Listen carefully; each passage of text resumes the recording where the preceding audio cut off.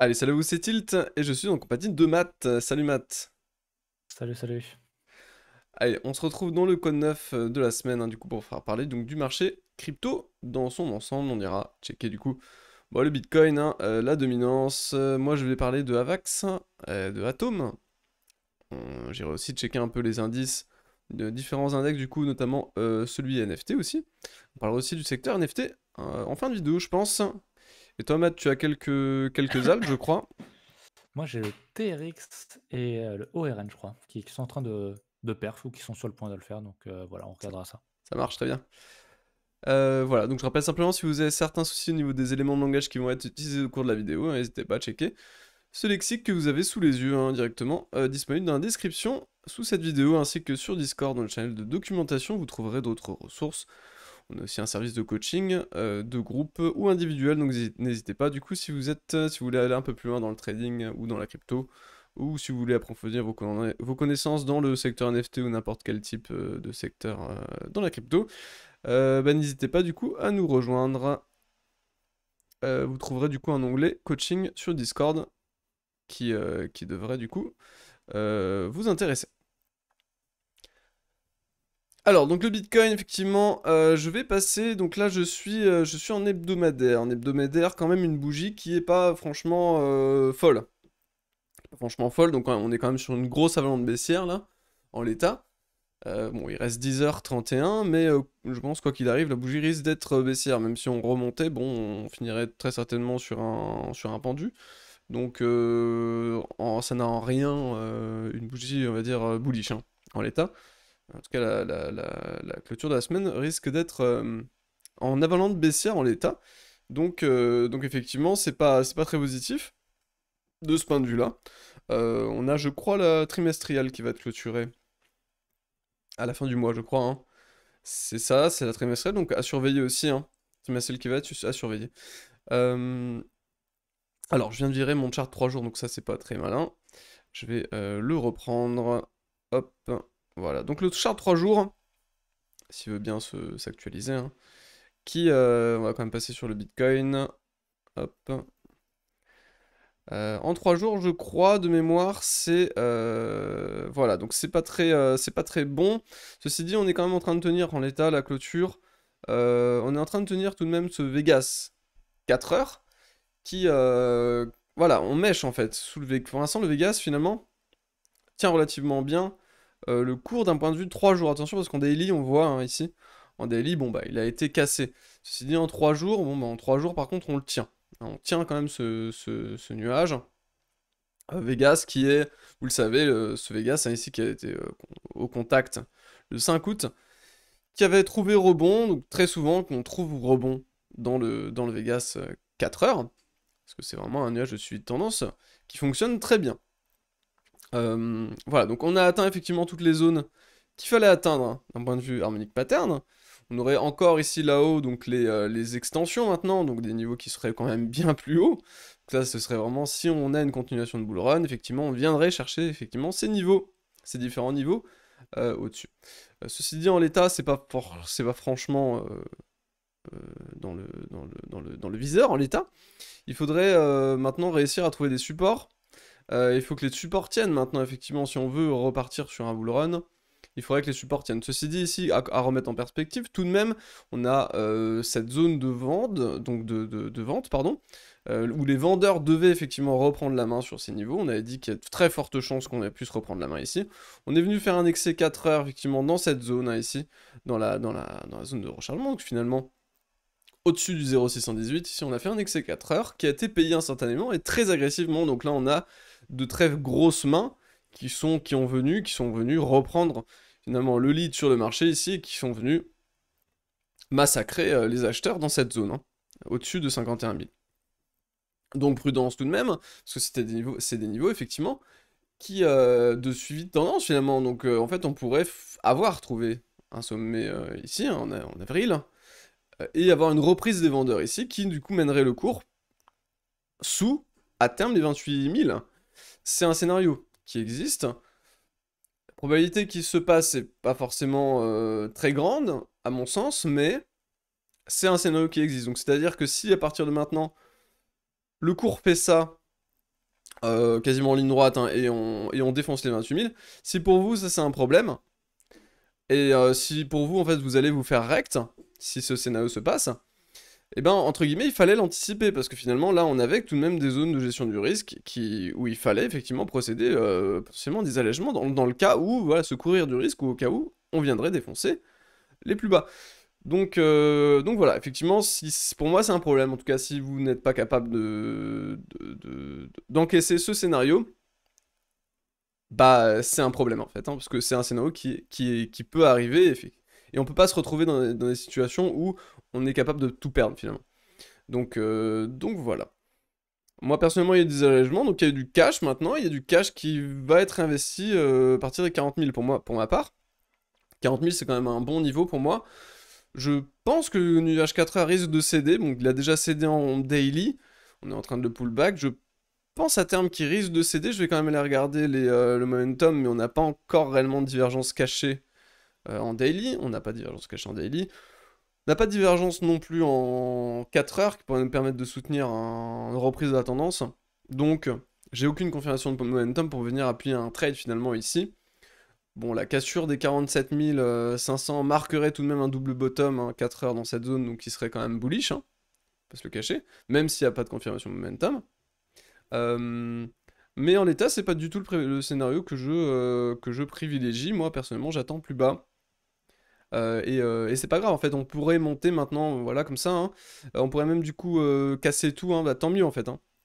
Si on remonte, qu'on casse tout, effectivement, je passerai à l'achat. Par contre, au-dessus des 60 000, des 59 000, en fait, hein, 59 000, 60 000, si on casse cette zone, effectivement, en fait, je vais rien réinvestir dans cette zone, en fait. Je risque de ne rien réinvestir. Tout le cash qui est de côté risque d'être réinvesti soit plus bas, soit en cassure des 60 000, finalement. Donc, en reprise, en confirmation de reprise de bull run, finalement. Tout ce qui se passe, finalement, entre ça, là-dedans, en fait, j'en ai absolument rien à foutre, en fait, hein, globalement. Voilà. Et juste gap, toujours sur le CME, on a un gap à 33 000. Voilà, on était venu chercher assez solidement le gap qui était disponible ici à 48 000, hein, qui a été comblé. C'était le gap qu'il fallait venir combler à la hausse. Maintenant, on a un gap à la baisse, hein, à 33 000, donc c'est un gap récent. Il y a des gaps qui sont très vieux maintenant, hein, enfin qui datent de décembre, etc. Donc cela on va moins les regarder, étant donné que c'est des gaps qui sont très anciens. Mais on a tendance quand même à remarquer que les gaps récents ont plus d'impact que les gaps qui sont extrêmement éloignés. Donc voilà, pour moi ça reste un gap récent, donc il y a des probabilités qu'on puisse venir le chercher à terme. Et si on vient le chercher et qu'on pose un bottom ici, finalement, l'important ici c'est de revenir marquer un creux supérieur, en tout cas pour ceux qui sont bullish sur ce marché, notamment moi, ouais, aussi, en termes de fond, hein, de fond, bah ce serait quand même bien d'avoir un creux ascendant. Voilà du coup pour mon avis sur le marché, dans son ensemble, étant donné que bah, le Bitcoin c'est quand même le leader, hein. Et toi Matt, je vais passer sur ton écran du coup. Moi, ouais. Je passe sur ton écran. Niveau. Bon, je vais pas parler aussi longtemps que toi, mais Ouais. niveau le gap, moi, pour moi, si on retourne sur les 33 000, c'est que ça est terminé, hein. On retape encore une fois, on va être trop proche de ce niveau-là et il risque de Ouais. casser. Donc, moi, bah, je suis comme toi, la zone des 40 m'intéresse, c'est la zone que j'avais tracée ici, 39 à peu près. Jusqu'à 43, là, on la tag. Donc, oui, c'est une zone intéressante. Moi, j'aimerais bien quand même, idéalement, pour choper un achat, voir un truc comme ça, faire une div ici ou une double div, et puis pourquoi pas payer le niveau. Mais en l'état, c'est quand même pas trop dégueu. Après, en H4, tu l'as dit, on bute sur le Vegas. Hop, ici. Maintenant, voilà, on est sur un range, hein, en H1. On a fait un beau range. On a bien piégé pendant les vendeurs ici. Mais en gros, on a un niveau ici. Hop, un niveau bas. Et un niveau qui va être ici, c'est bien tracé. Voilà. Donc si on repasse au-dessus Vegas H4, qui est donc le rouge, bah ça serait peut-être pas si mal pour la tendance court terme au moins. Mais il y a un gros niveau où je prendrai des profits, c'est ici. Donc pour l'instant, pour moi, je suis quand même assez neutre. Je suis bullish sur le long terme, comme toi. Hmm. Je pense pas qu'on ait encore le top de la bulle, bien loin de là. Mais voilà, pour l'instant, il ne faut pas trop s'exciter, peut-être pas chercher des achats trop tôt. Même si on Hmm. sait souvent que dans des tendances très fortes, bah, c'est compliqué d'acheter et pourtant c'est là où il faut acheter. Mais j'aimerais quand même bien avoir un léger plus bas pour acheter, avec un beau setup. Ou alors pourquoi pas payer ce niveau-là, mais avec des prises de profit assez tôt, genre ici, sur ce gros niveau. Sinon, C'est du swing, quoi. je suis assez d'accord avec ce que tu as dit. Ouais, Hmm. pour du swing, idéalement, ouais, c'est la zone en dessous. S'il y en a qui ont pu choper la mèche là, très bien. Sinon, en vrai, c'est un peu compliqué de payer ce niveau-là. Ça il y a encore de la marge un petit peu au niveau support, donc j'attendrai un peu plus bas. Mais c'est tout, voilà. Ouais, Ouais, pour BTC, je pense j'ai qu'on parlé peut beaucoup parce que ça fait 15 jours que j'ai pas fait de vidéo. Donc, c'est vrai. désolé. Mais voilà. Après, je le redis à chaque fois, hein, tu toujours sur mon écran là? Oui, je suis toujours sur mon écran. On est dans un range. Donc voilà, bande de Hmm. base, bande haute, c'est un range qui est quand même très, très volatile. De 30 000 à 60 000, bah, c'est du Ouais, double en fait. Donc un range de 100. Donc voilà, le but c'est de piéger les gens. Mais voilà, qu'on fasse ça ou qu'on fasse ça, on est toujours dans un range. Donc ouais, finalement, ça change pas grand-chose. Ce qu'il faut exactement. vraiment regarder sur un niveau plus long terme, c'est qu'on casse, bah, Hmm, ces niveaux-là hmm. et puis, pas casser celui-là. Ce qui entre, c'est un petit peu c'est du bruit. Totalement Alors aligné. forcément, c'est un gros range. Si on fait ça, on reprend moins 10. Si on Hmm. remonte, on fait plus 25. Mais au final, ça Ça changerait change rien. pas grand-chose à l'issue, C'est quoi. ça.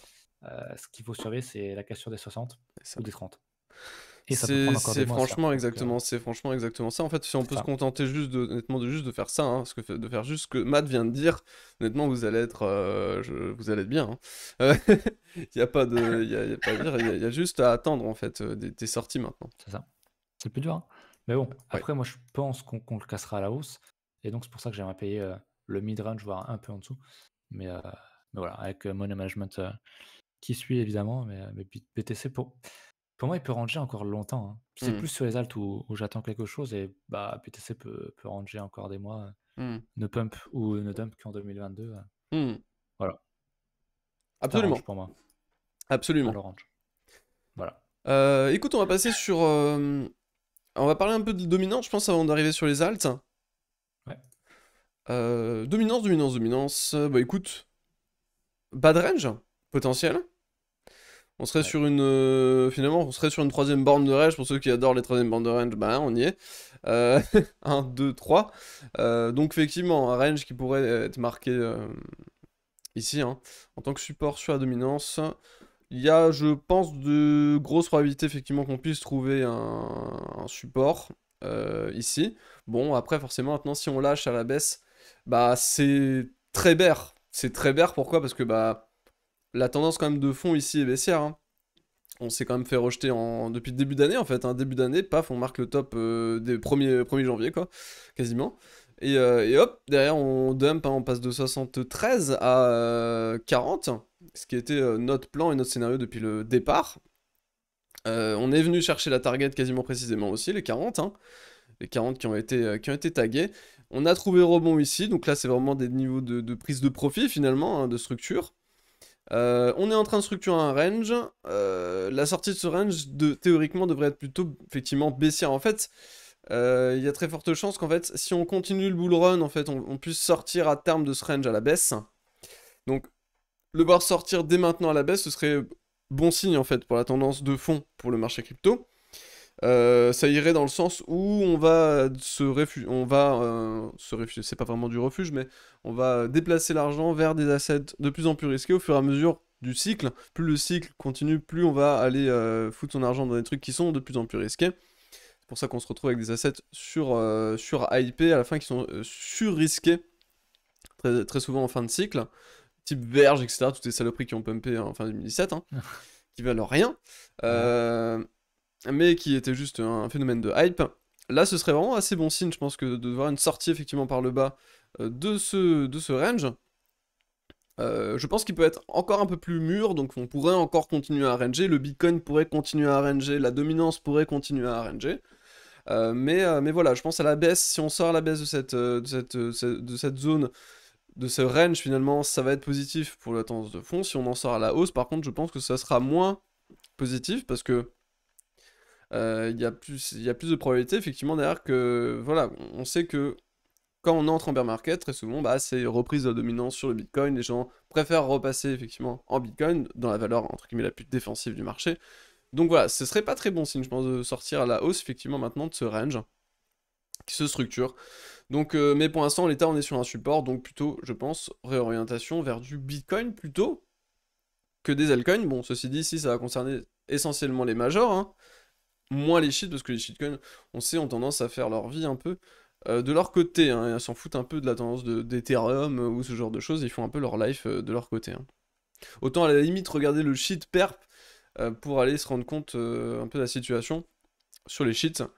Et encore, le shit perp de FTX est vraiment, pour nous en fait, finalement il y a beaucoup de majors en fait là-dedans, hein.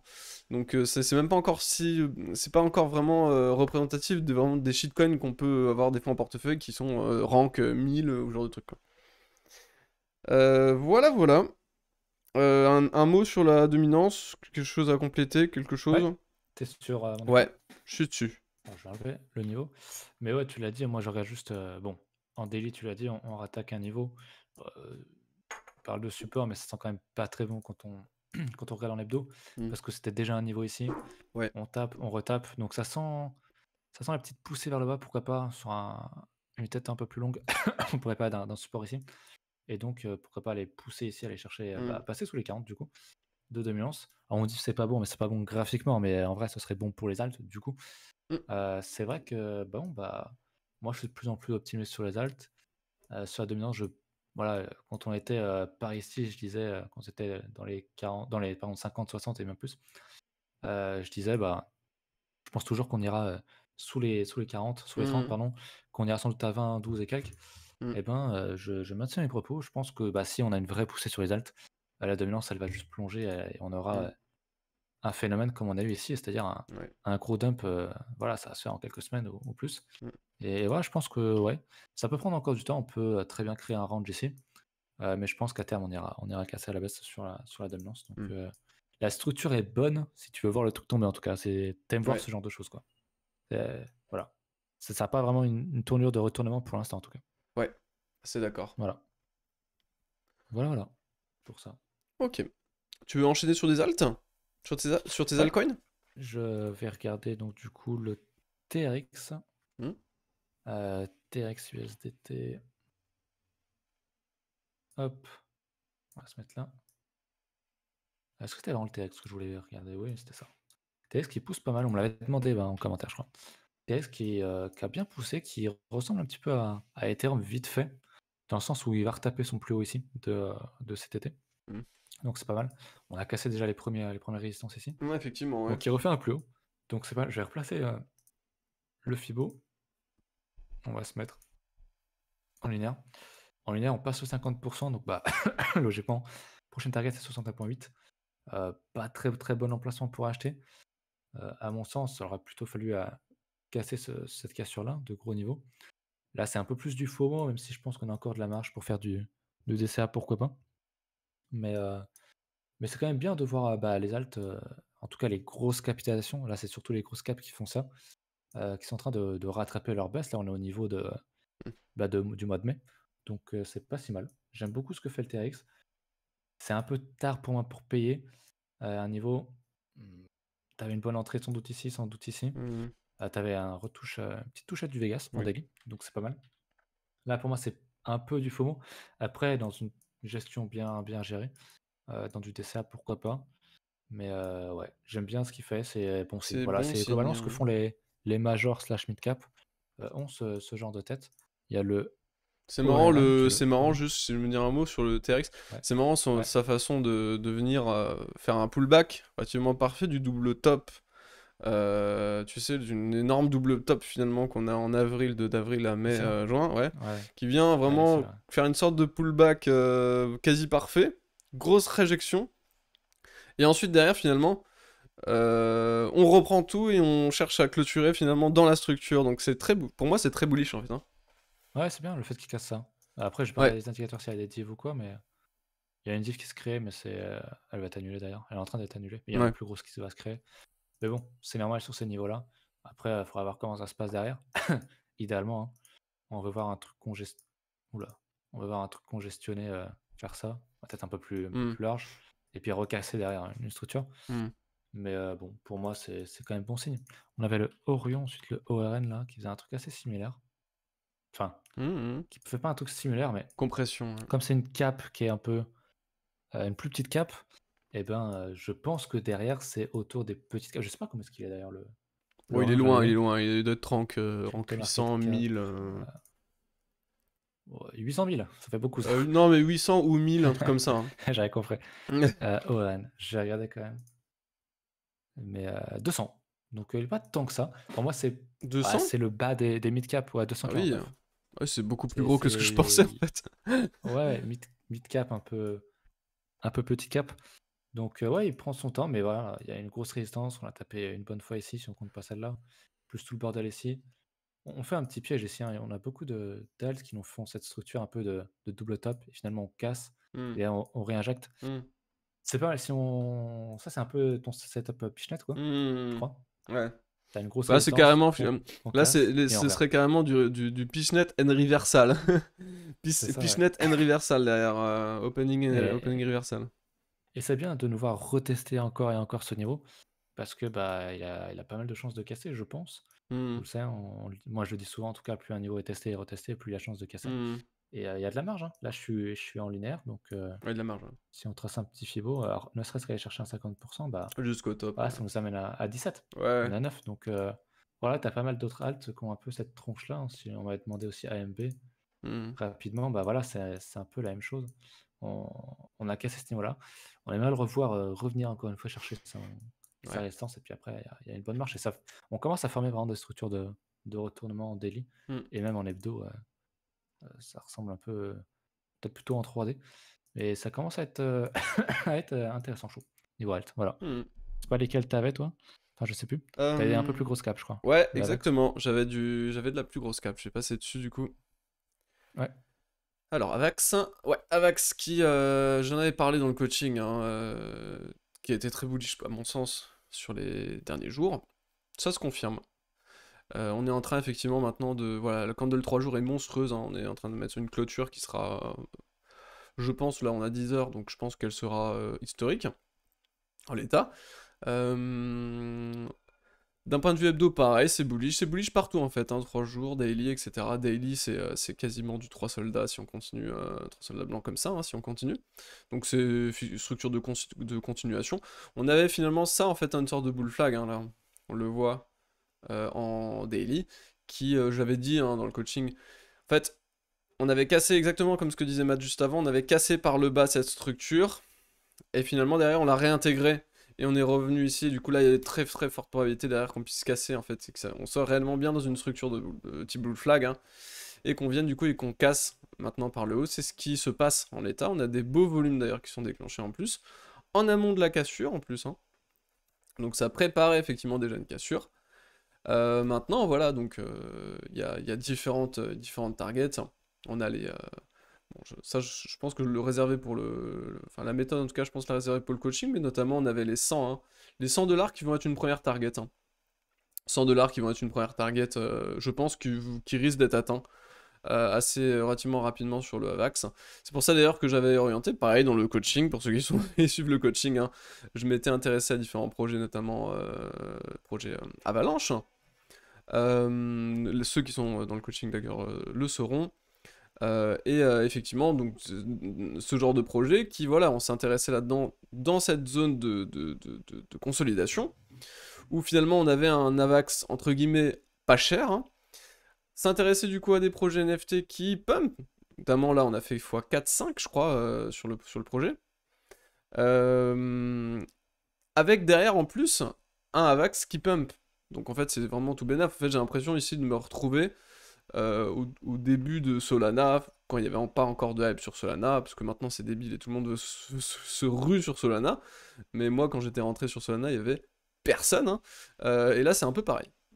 Sur Avex, il y a un peu personne en fait, et on voit quand même des projets qui sont relativement bien market makés, parce que c'est pas le tout d'avoir un bon projet, une belle connexion, etc. De NFT, hein, il faut aussi que les mecs aient des connaissances de marché et une bonne compréhension de marché, ce qui n'est absolument pas le cas de énormément de projets NFT en fait, hein. Donc si vous n'avez pas une équipe compétente de A à Z finalement, que ce soit artistiquement, techniquement, marketing, d'un point de vue marketing, et en plus compréhension de marché, et du coup une équipe de market making qui est là pour créer quelque chose sur leur floor, sur le floor, hein, et bien ça ne prend pas, et là finalement il y a quelques projets comme ça, notamment un sur Avax qui pump bien, voilà, donc si vous voulez plus d'infos, bah n'hésitez pas à rejoindre directement le coaching, hein. On essaye du coup d'anticiper les futurs hypes. Et ça se passe relativement bien ici. Le atome ici, je vais en parler. Ben, finalement, un peu les mêmes types de structures que le Avax. Bon, le Avax, honnêtement, est beaucoup plus bullish, hein, je trouve. Beaucoup plus bullish, en fait, on pourrait remarquer une énorme tasse avec Ans, en fait. Hein. Si on se place d'un point de vue 3 jours, on pourrait avoir effectivement une énorme ici tasse, hein, donc en fait, qui part de février à août. Et derrière avec une anse en fait ici qui retrace de 60 à 30 hein, et ensuite ça voilà c'est une petite anse derrière qui vient et qui casse à la hausse et là du coup bon bah le report c'est finalement le report théorique c'est finalement le report hein, de la anse. Donc là cette structure est extrêmement bullish, le atome un peu moins. On a la structure est un peu moins bullish quand même théorique, mais pourquoi ils se ressemblent? Parce que finalement on est en train déjà de retravailler suite à cette grosse correction qu'on a eue sur les cryptos, hein, on est en train déjà de retravailler la résistance, donc là l'ATH, on vient de refaire un ATH aujourd'hui je crois, et on est maintenant reparti hein, pour plus de hausse je pense sur le Atom. À surveiller aussi un Atom qui a l'air de se comporter relativement bien, donc il y a sûrement quelque chose derrière. Hein. Je vais quand même définir une target ici, là on va le faire. On va le faire ici, voilà. On a du coup première target, donc d'un point de vue log, hein, en ce cas ici. On va essayer de faire correspondre aussi... J'ai envie de faire correspondre le creux ici, la deuxième vague. Je vais essayer de faire correspondre la deuxième vague qui se situe ici. Pour voir un peu s'il peut y avoir des corrélations. On a une grosse corrélation ici au niveau des... Ouais, 1,414 plus 1,272 au niveau des 80$. 80$, grosse target. Double corrélation ici sur ce niveau-là aussi, donc à 130, on va arrondir ça à 130, on prend toujours des chiffres ronds. Donc on va dire 80, 130, et derrière 200, on va dire entre 70 et 80, on va arrondir à 80, donc 280. Bon, il y a quand même maintenant quasiment 1 x 10, hein, donc on va pas non plus s'emballer.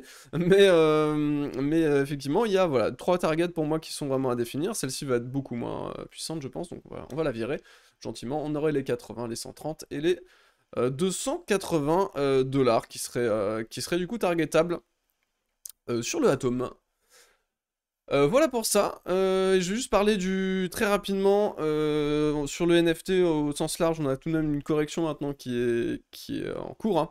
On le voit ici sur les ventes NFT Ethereum en tout cas. On a une très forte baisse hein, ici. Donc c'est pas plus mal. Ce qui s'ensuit finalement, c'est assez logique. On le voit ici en fait. On le voit que ça a été... sur le NFT index ici, on le voit relativement bien, on pourrait venir pullback encore plus bas.